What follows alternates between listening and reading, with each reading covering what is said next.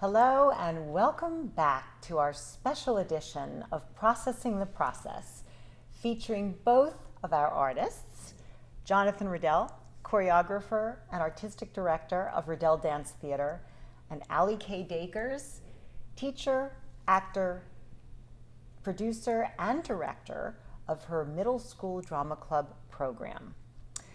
We've been following Jonathan and Allie's artistic processes as they manifest in a wide variety of creative endeavors. As we did in the previous 3 Roundtable videocasts, Allie and John will compare and contrast their respective experiences, both internal and external, during the course of their professional careers. We are going to focus on dynamics that we've begun to explore individually, but will now flesh out collectively. And in our 3rd videocast, we left off with the category called similarities across genres. So, in a couple of videocasts ago, you both spoke about the fact that you wear many different hats in your role as director. But, well, first I sensed that you expect yourself to be able to do it all and do it all perfectly, but in truth would prefer perhaps to focus on fewer areas at the same time. Am I on track with that? And what is the good things about wearing lots of hats and what makes it difficult? I've found through a lot of my career that I was always wearing too many hats. And, part of that was coming out of being very young and eager and wanting to know and prove myself and being very curious about all the sides of a production. But then it also came about when, I was focusing on creating my own company and, I had certain amounts of help, but then there were other jobs that just needed to get done, and so I was the person to do it. And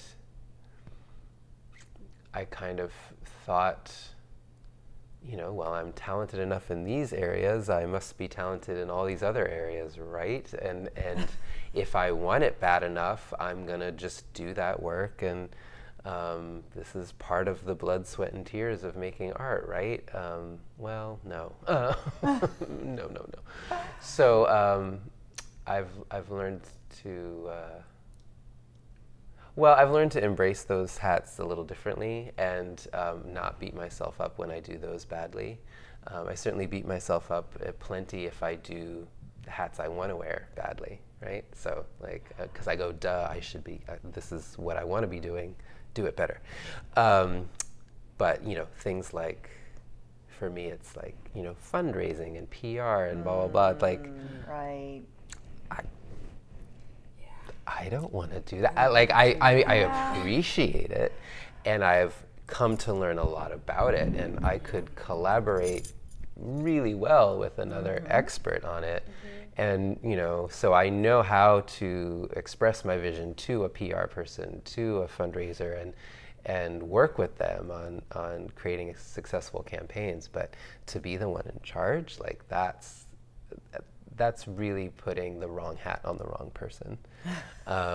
If we're gonna have a truly, I can do it for a show or a production, but to think about longevity, to think about take the momentum from this one and go to the next, I just don't have that vision, and I don't have the sort of time with everything else to contemplate that vision. So for me, too many hats certainly became a problem and can be a problem. I think the beauty of wearing lots of hats is sort of like the cross-training and cross-pollination and of ideas, and there's a wonderful benefit of let's say working with a costume designer who can I'll throw out some ideas about kind of what I'm generally looking for, but they will then come to the table with all of this fresh new stuff that I never would have dreamed of. That's amazing. That's a great collaboration.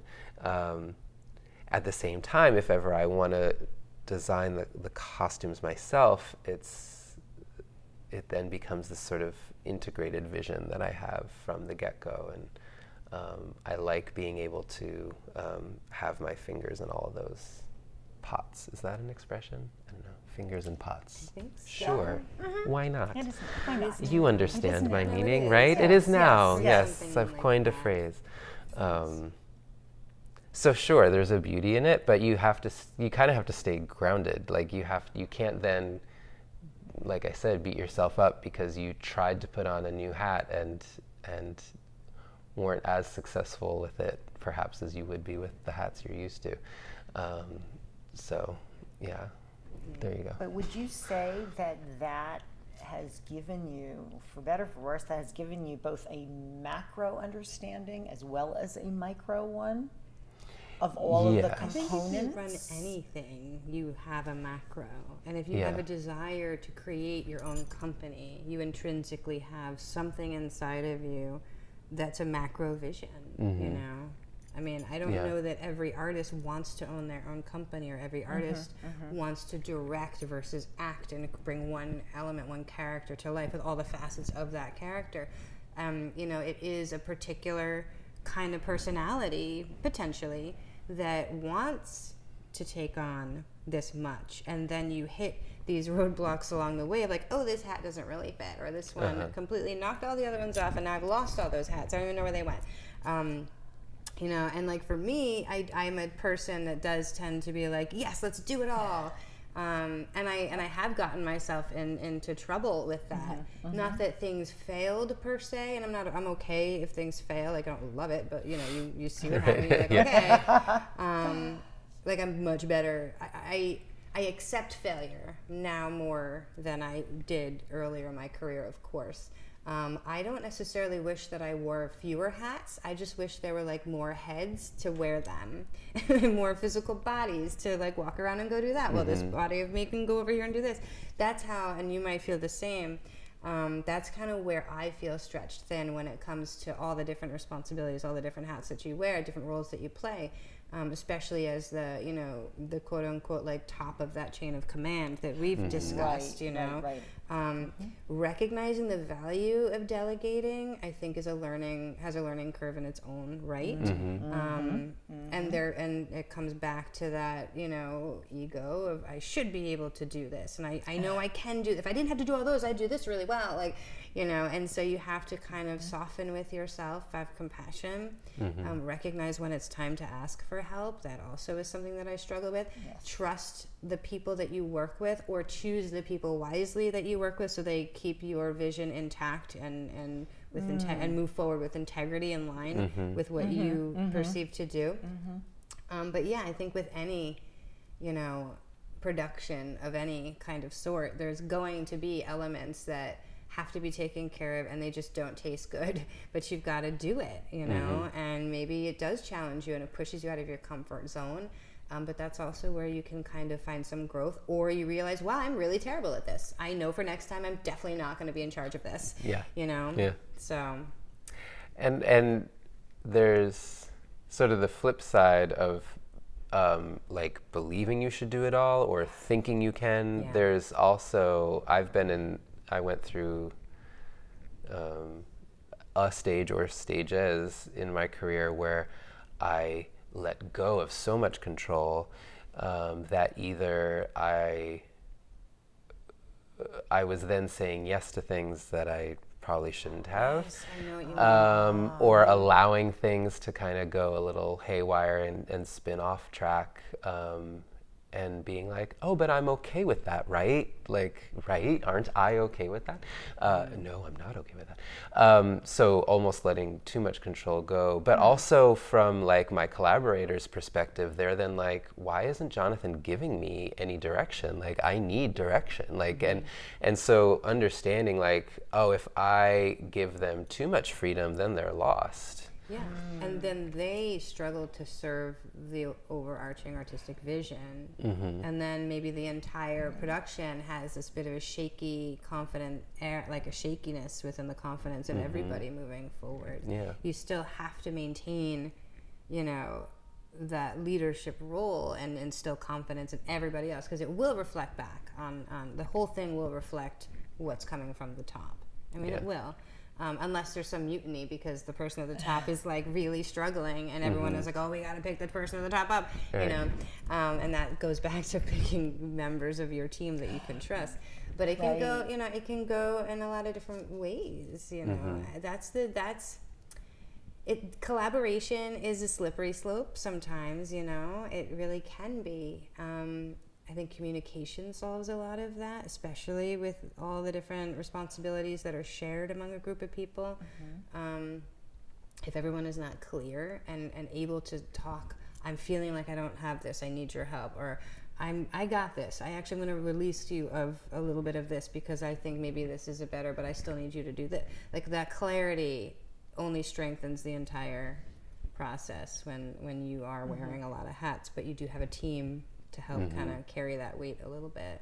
And like planning that communication and time management of that communication, I feel is so important. Like I've been in situations where, you know, I'm just suddenly thrown in front of a person and they're like, hi, I'm your designer for X, Y, and Z aspect of your show, and we're putting this up today. And you're like, okay, so how do we talk in the next minute or two to get on the same page, you know? And you know, I've learned to ask them like, okay, so what do you need? Like, what language are we going to speak so that, and what am I expecting to see today? Are you going to show me a finished product and I'm just going to sign off on it, yes or no? Or are you at the beginning stages of your process? So I'm about to watch you kind of sketch through this. I'm kind of thinking of lighting designers in that situation where you're like, hi, and so are you just playing with ideas or are you showing me a product? But those conversations don't just naturally happen sometimes. You're just in a tech experience and they're like, okay, I'm going to put lights on. And you're like, what am I looking at? I don't even know. Yeah, like to just have like a beginning conversation, then go through, even if it's only a 10-minute process, and then have a concluding conversation. Just that alone is, I feel like, okay, that was now we have a circle, like a beginning, middle, and end to this process. As I'm listening to both of you, a couple of things popped in my mind. One is thinking of, for example, the president, perhaps not currently, but a president who, no matter how bright, how capable, how competent, how much a visionary that he or she is, must surround himself or herself with experts in virtually all of the different areas. And it is always a collaborative experience, always, because the playing field is just too big. So no matter, again, how incredibly gifted that individual is, it is a team effort. But that said, my mind jumped to financial and infrastructure issues and contextual issues that may mean that you don't have the luxury, perhaps, of having that team of experts, particularly if you can't pay them. And therefore, might you then find yourself in the position where you have no choice, where you're wearing all the hats because you really have to, if this is what you want to be able to do, and are, you know, not in a position financially to be able to afford it. So might that be another contextual element that makes it tricky? Yeah, I definitely run into that situation. particularly with regard to like certain tech elements. It's not my strong suit. Design, yes, I could tell you exactly to the pinpoint detail what I want to see. You put me in front of the board and I'm like, it's like, monkey how do I make that happen? Like, right. Really, yeah. So, and I have gotten in this situation where it kind of did just fall back onto me, and I had to be like, all right, I guess I got to learn how to do this. And was it as strong as it could have been? Not necessarily. Was the stage lit? Could I see their beautiful little faces? Yes, I could. But in the school context, you do have these limitations, but at the same time, I've got resources. I could pull kids, honestly. My high school mentors, my lighting kid this year, amazing. I couldn't believe, and we have a nice new system. Our facility is wonderful. It's very top of the line. All of this, very lucky. It's even more complicated, which means I have less access to it. You know what I mean? And that's just, I know that about myself. But this kid literally was like on the fly, like as we were moving and changing through these moments on stage, during the tech process, was like, there's two screens and everything is happening before my eyes. And I'm like, oh my God, the gift of finding the right people if you're lucky enough to find it. And he was free. But he got his community service hours, and I find ways of saying thank you and all of this. So, but I mean, that is not the norm. Obviously, that is not the norm, especially in the professional world. So, it might be very different for you. Yes. But absolutely to the point of surrounding yourself with the right people. And I've certainly, over the years, I have the costume designers who I love to return to and work with, the lighting designers who I love to return to and work with,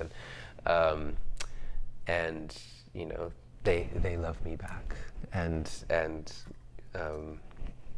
so that gets the check. That's a good collaboration.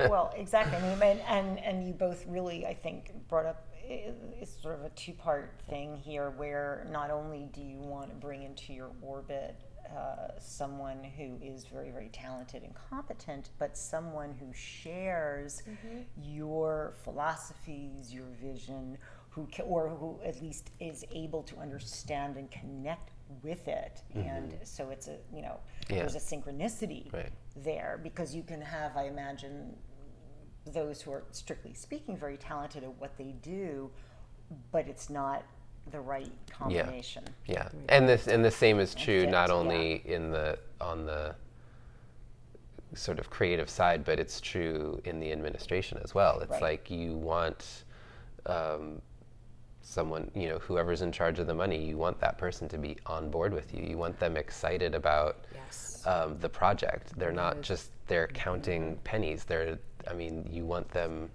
spirited and thinking about your work after hours. When they go home at night, they might be cooking and have a great idea of that next fundraising idea. Like, you want to find people who are passionate about it. The same thing for the people, running your office or cleaning your studio. It's like yes. I mean, we all want that. We want everybody in our life to be passionate about what what you are doing as a community. And you have to validate. You have to gain validation or prove it in a way, And especially in a school context, programs come and go all the time. You have to make great efforts, which falls to kind of into that category of things I don't really like to do, of pushing and pushing, not to the point that you're obnoxiously saying how important you are, but it might, for bureaucratic systems, just the fact that it's a form of art might not be enough. You have to be it also is instilling this in the students. It's also doing that. It's also filling that. It also encompasses a lot of opportunity for all kinds of kids, whatever the case may be.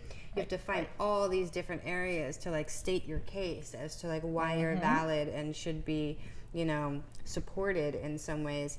And the arts are not as supported in general in this country as other activities in school, and yeah, it does rub me the wrong way. But it's also something that it's like a state of being in our country in a lot of ways, and you gotta kind of deal with that a little bit, and there's an element of labor of love involved with that as well, Right. But you fight for the work. You fight for it so that it doesn't lose importance, or it doesn't lose, I don't know the word I'm looking for, vitality, I guess, maybe. I don't know, but yeah, that is a struggle, I would say. I don't like wearing that hat. Yeah. Of having to prove why you should exist. Right. I don't love that. Well, and creating art in a capitalist country is its own unique challenge, and because you're having to validate the funding in particular ways, and certain types of art gets a ton of funding. Certain types of art draws big crowds who will pay, and other types of art which doesn't, but there doesn't make it any less important or any less beautiful or any less valuable, like on a spiritual level, or but it just isn't what's on trend right now, or it's not grabbing people's attention for specific reasons. So then you have to fight for it in other ways, whereas the person next to you might be making something that is, just in the right spirit for today, and suddenly everybody's flooding to pay attention to it.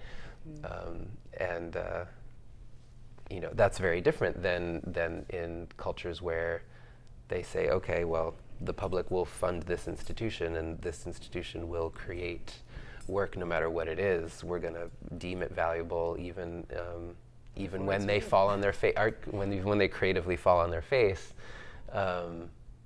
We understand that that's part of their process, and the next piece will be a masterpiece, kind of a thing. We don't have that in spades in this country. No, and your financial pie is finite, which means that it's a zero-sum game. So there's only this much, and how that's divided up, has everyone really at each other to even have a piece of it. And that's where you're right. Being able to justify its worth, which is not necessarily the same thing, I think, as what you believe intrinsically is the worth of this work, but rather, from a cultural, marketing, financial standpoint, what's going to, and how are you going to position yourself to get that little piece of the pie, because more is just not going to be forthcoming, if anything. The pie, depending upon who's in power, is shrinking. So, funding, they're always looking to slash funding for the arts. That's usually one of the first things to go. So it's a really difficult situation. And for many of these reasons, you're winding up wearing many hats. multiple hats. So, and that leads us into our final category of our Roundtable videocasts, which is expanding into new creative genres, or what we like to call creative cross-training. So we know that, Allie and John, you've been pursuing your interests in other creative genres and other aspects of your own professions. And you've described feeling strong urges to do this that really come right from your core, as well as a sense of wanting to return to things that really attracted you as an emerging artist, some of which you've tossed out a little bit in the course of this 4 video series, and wanting to return to it now. So can you explain to us, what is the lure of creative cross-training. Why is it actually important? And I know, Jonathan, you and I have had a lot of discussions about this in the last year. And why do you think your desire to expand creatively feels so strong now? Three-part question. Three-part question. I load them up. You're going to have to help me remember all those parts. But Part one, what is the lure? The lure, well, so the lure could be, I think it could come from a bunch of different places. One, like you said, it is, like my interest in music does come from a very old impulse in me. So there's the lure of, oh, I put that aside for a long time, and now I'm finding the opportunity to return to it or finally get to it. But the lure of cross-training itself, which I think about, like, okay, I'm already creating in one medium, let me see what it would be like to create in another one. Like that would be an impetus to just do the cross-training for cross-training's sake. I think that alone has incredible benefits, because then you're really testing out your tools in a different, you're like, oh, this tool works well in clay. I wonder if it works in sand. I wonder if it works in paint. I wonder if I can bang it on something and make music out of it. But like, I really believe that you can and do and will learn about art itself and about your creative process itself, which even if you throw out that second or third medium, eventually your work in your first medium will be deeper. Exactly. You'll know so much more about yourself. I've one of my favorite things, we've said this before, is when I actually learn something about myself, because I see it played out in my art. You would think it would only be the other way around, like I'm putting myself into my art. But when I finally make the art just the way I want it, I go, oh wow, I guess that's what I really like, or I guess that's just part of who I am. Like, and I think that's true as you cross-train. You could kind of get comfortable or stuck in one medium, and then when you apply your ideas, your processes, put your emotions into a different one, suddenly different results start to bubble up, and maybe they're subtle, maybe they're huge, but that's all information. Exactly. Do you find the same thing, Allie? I do. And I also think with regard to cross-training, I don't know that, the various, crafts, if you will, can exist in a vacuum, but I don't think that they do for most people who have an inclination towards the arts in the first place. You know what I mean? For me personally, my nature is to kind of explore and see what's out there, and I really am always like, what's that? Like, I want to like express, and I want to feel kind of everything. And if there's a new way to do that, I'm kind of on board with it, I think they do support each other, ultimately lifting kind of everything up or informing your process and your craft all across the board, And I think, too, specifically, it can, like with storytelling, dance can inform, like for me, if let's say, I do start to like go and take a dance class. I'm like, oh, wow, look at this, you can move like that. I didn't even realize the body can do that. I can then take that information and inform like how the construct of the physicality of a character on stage that has nothing to do with dance whatsoever, but very specific things can be placed within the construction of this person that you're making that you learned completely in another arena or realm. So for me, I just think that everything is really complementary. Yes. Yes.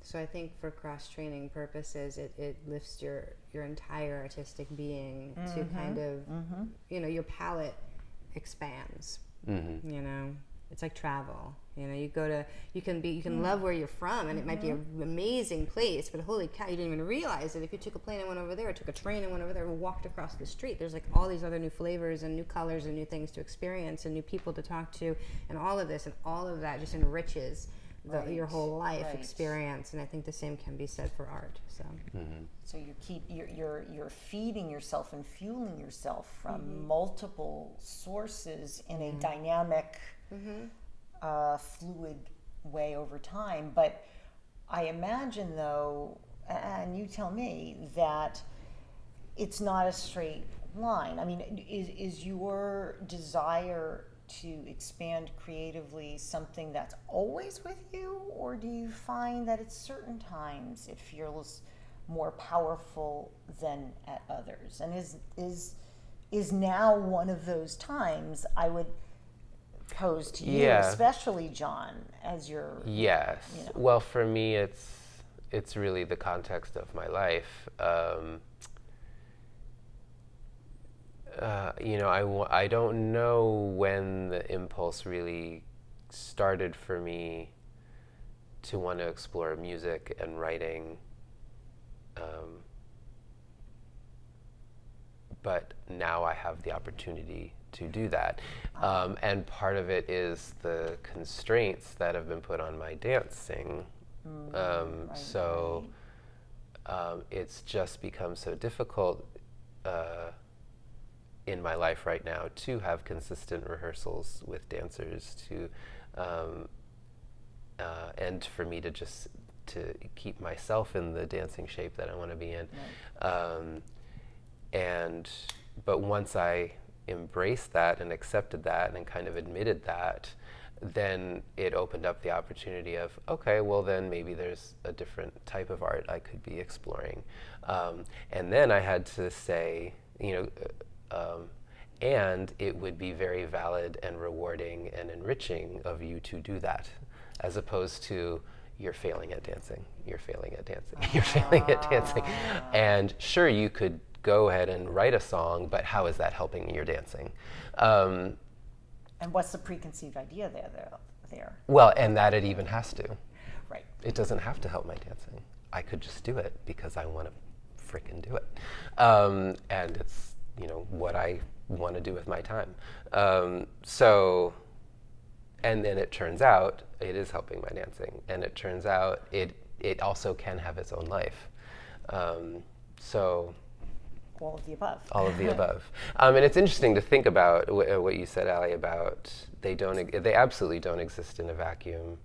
And at the same time, though, if you're exploring an art that really is more one thing,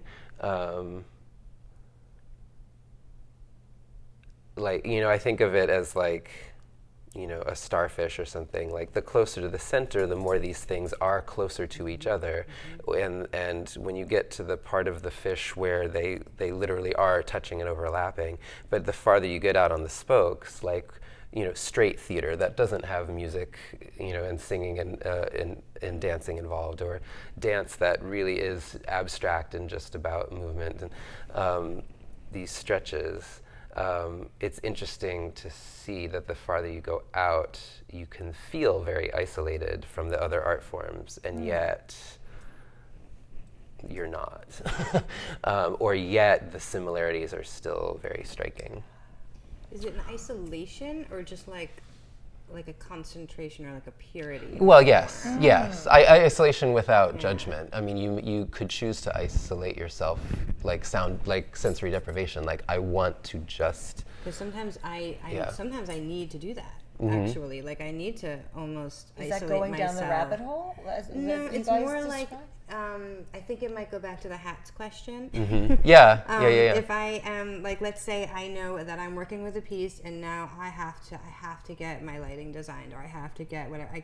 I have these other thoughts that are going to pop in. Oh, but this would be a great costume. It's like, nope, get out. Like, you kind of sometimes do have to put the blinders on, and you do need to isolate to focus on some things. So, but I love what you're saying too, like the way that you kind of take it to its furthest point, and then to see what happens when those elements converge. It's just it's this very interesting spectrum, an artistic spectrum of like where things meet versus where they are able to be standing alone and still have meaning, purpose, intention. Or maybe they don't. Maybe it's just literally, like you said, a movement of the hand. You know what I mean? Mm-hmm. And it's just kind of interesting to play with those ideas and play with the spectrum of those elements. Yeah. It's kind of cool. I think that this is maybe what we really can walk away with from our Roundtable series here, is that in fact there is so much similarity in terms of the approach to the work in all different genres, the way you psychologically and emotionally experience the work, mm-hmm. regardless of genre. And I think really, to me, it really speaks to the universality of the artistic experience in the broadest meaning of that phrase. That while the details may differ, that the way you conceive of it, the way you approach it, the way you experience it, your process, the way it impacts you is much more similar than not, mm-hmm. it seems to me. And and now I really wish we had, multiple other artists who could sort of chime in, who are experts in different areas and flesh this out even more. And I suspect we would find the same thing. Mm-hmm. And again, to see so many artists, I feel, especially today, who are feeling compelled to creatively cross-train. I can't speak for their reasons. I haven't interviewed them as I did John and Allie tonight, but my guess is that the impetus is similar, mm-hmm. and how wonderful to have that kind of opportunity, and it's just enriching in every way. I think both personally, and I think mm-hmm. as well for those that you share your work with. Mm-hmm. And I hope that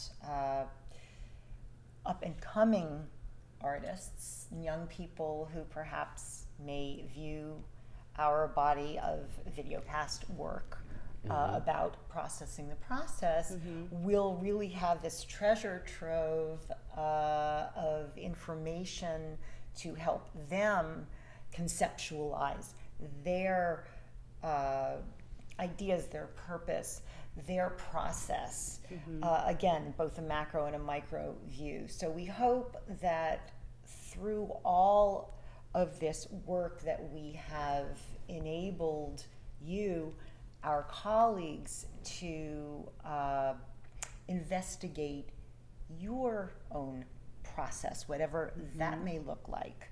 Mm-hmm. And delve in ways that are similar perhaps to what we've been discussing, not necessarily in the details, but in the overall way of thinking about it and approaching it. So I hope that this will prove to be helpful, and I think that even those of us who return to it after 1 year, after mm-hmm. 5 years, after 10 years, will continue to find value as our contexts change. Mm-hmm. The meaning we make of it changes as well, and so it continues to serve. It continues to feed you, albeit in different ways as time goes on. So thank you. And thank you, Sherri, yes, for creating and conducting and guiding us through mm-hmm. this. And I wanted to add just one more thing to any young people watching. Mm-hmm. The cross-training, the trying new things, to branching out, like, why did this happen now in our lives? Mm-hmm, like, a lot mm-hmm. of that for me is I now have the confidence to trust in the ability to step into those places. Mm-hmm. And I'm honoring the skills and talents that maybe I didn't give myself credit for when I was younger. Mm-hmm. And I almost wish I could turn the clock back and start all these things so many years ago. I'm okay with that it's starting now, this is where I am now, etc. But look into those places of yourself and honor those places of yourself. Give yourself credit for those artistic elements that you do discover within yourself as you explore process, you know? Exactly, and to understand that whatever it is that constitutes your psychic and emotional landscape is perfectly okay, because that is who you are.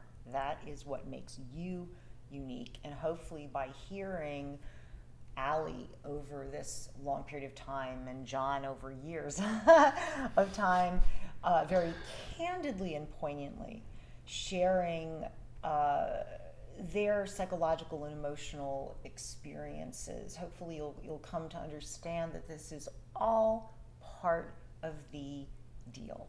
That it's not right, it's not wrong, it's not good, it's not bad, it just is. It is who you are, and it's okay. And if nothing else, I hope that you walk away with that, so that you are better able to be grounded in your idiosyncratic truth.